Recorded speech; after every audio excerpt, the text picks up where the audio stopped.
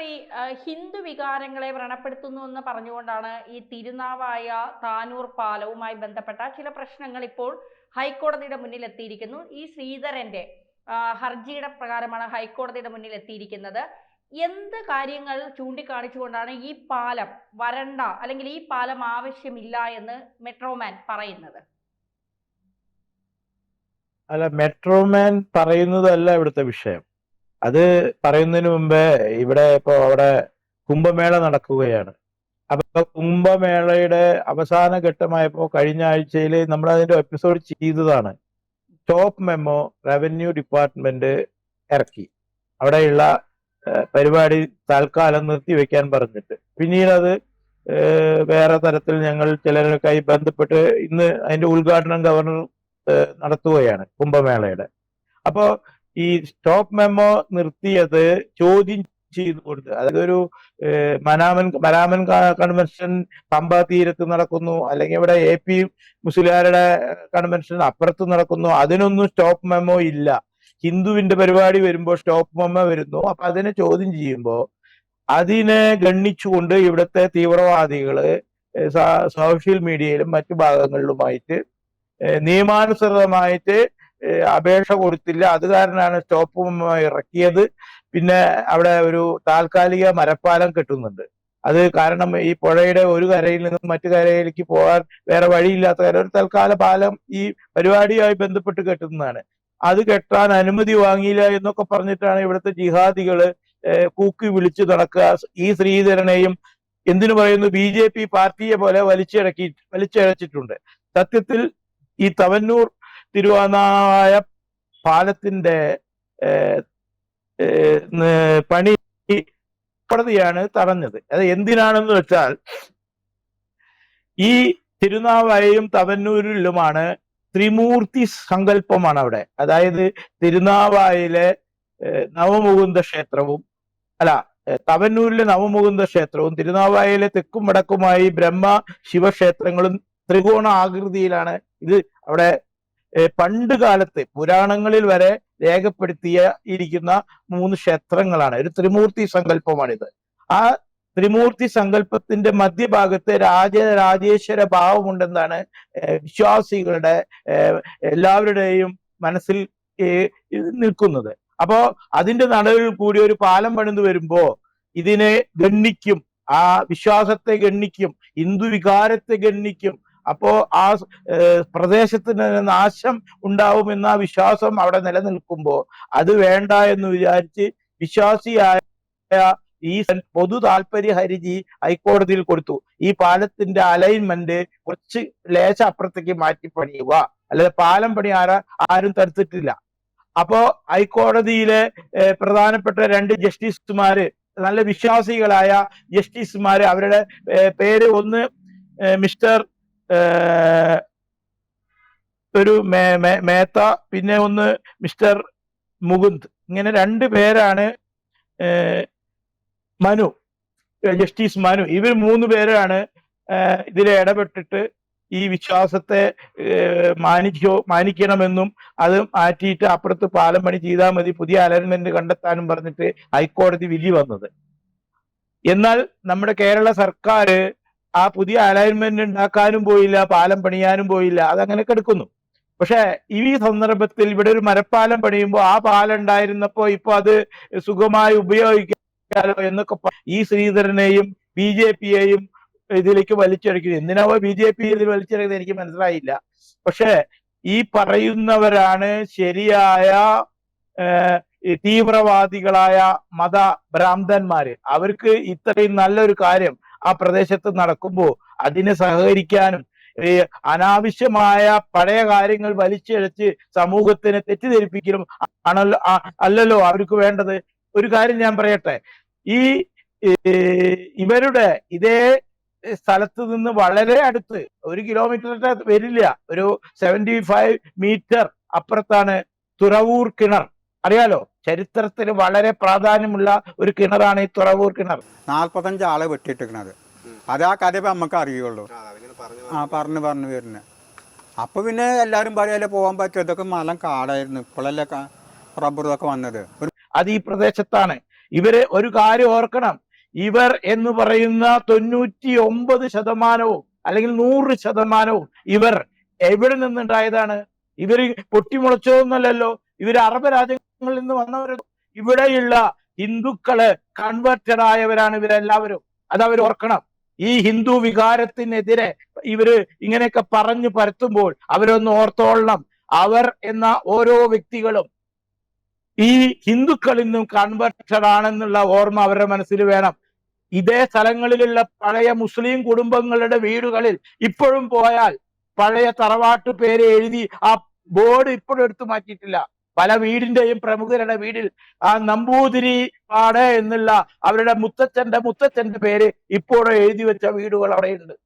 എന്നിട്ടാണ് അവർ ഒരു ഹിന്ദുവിന്റെ ഒരു ആഘോഷം വരുമ്പോൾ അനാവശ്യ ചർച്ചകൾ നടത്തിയിട്ട് അവിടെ റവന്യൂ ഡിപ്പാർട്ട്മെന്റിൽ ശരിയായ നിയമപ്രകാരമല്ല ആപ്ലിക്കേഷൻ കൊടുത്തില്ല. ഇവരാരാ ഇത് തീരുമാനിക്കാൻ? അവരുടെ പരിപാടിക്ക് ഒരു സ്റ്റോപ്പ് മെമ്മോ ഇവിടെ വന്നിട്ടുണ്ടോ? ഇവിടെ പമ്പയിലുണ്ടായ പരിപാടിക്ക് സ്റ്റോപ്പ് മെമ്മോ വന്നിട്ടുണ്ടോ? അവിടെയും വെച്ച് നിരത്തിയിട്ടും മറ്റു പൊതുസ്ഥലങ്ങള് സൗകര്യത്തിന് വേണ്ടി പലതും ചെയ്തിട്ടുണ്ട്. അന്നൊന്നും സ്റ്റോപ്പ് മെമ്മോ ഇല്ല.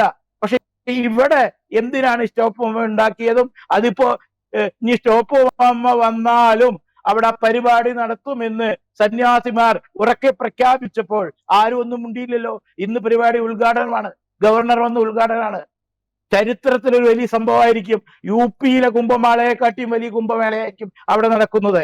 ഇനി ഒരു കാര്യം കൂടി ഞാൻ പറയട്ടെ. ഇവരുടെ മതവികാരത്തെ കുറിച്ച് പറയുമ്പോൾ ഇതേ സ്ഥലത്ത് തന്നെയാണ് നമ്മുടെ സാഹിത്യ ശിരോമണി തുഞ്ചത്തെഴുത്തച്ഛൻ. ആ തുഞ്ചത്തെഴുത്തച്ഛന്റെ പ്രതിമ അവിടെ സ്ഥാപിക്കാൻ ഇവർ സമ്മതിച്ചിട്ടില്ല.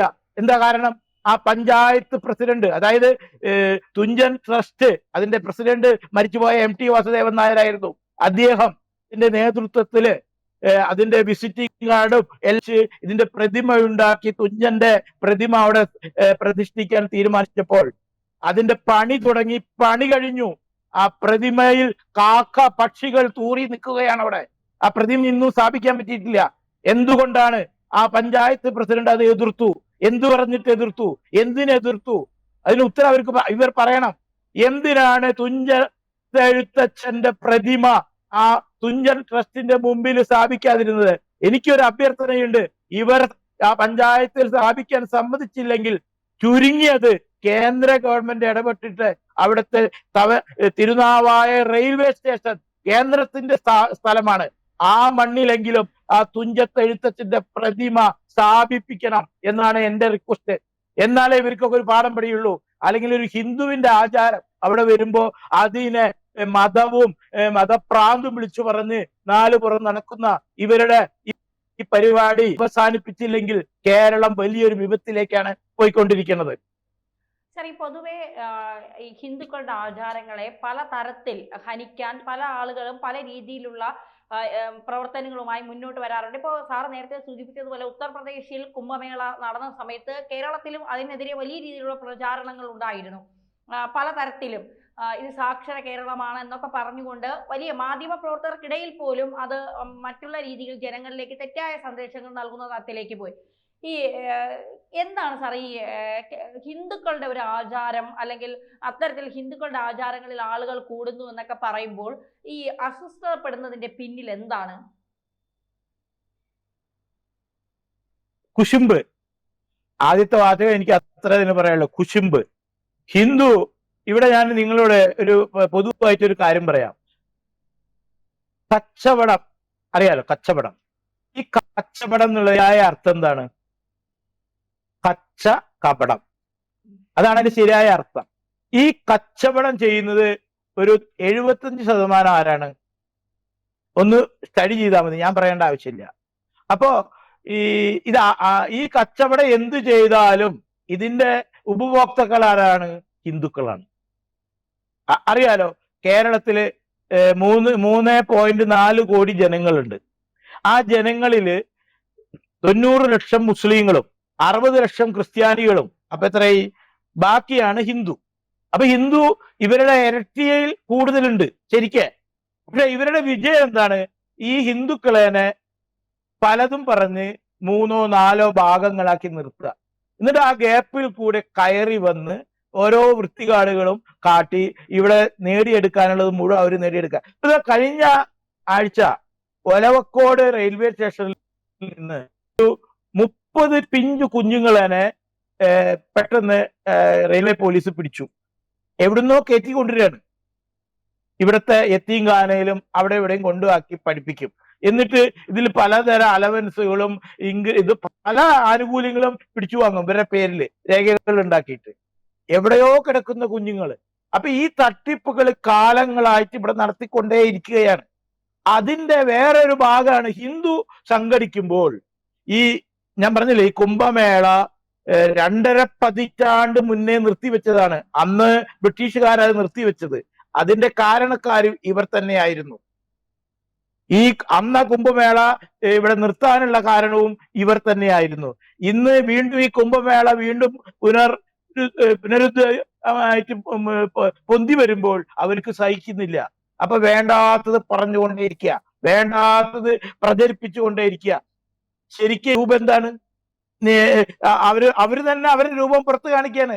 ഇവിടെ ഒരു ഹിന്ദുവും അവരെ വെല്ലുവിളിക്കാൻ പോകുന്നില്ല, അവരുടെ അടുത്തൊന്നും ചോദിക്കാൻ പോകുന്നില്ല. എല്ലാം അവർ തന്നെ വിളിച്ചു പറയുന്നു. ഇവിടെ സ്റ്റോപ്പ് മെമ്മോ വന്നു എന്നുള്ളത് സത്യമാണ്.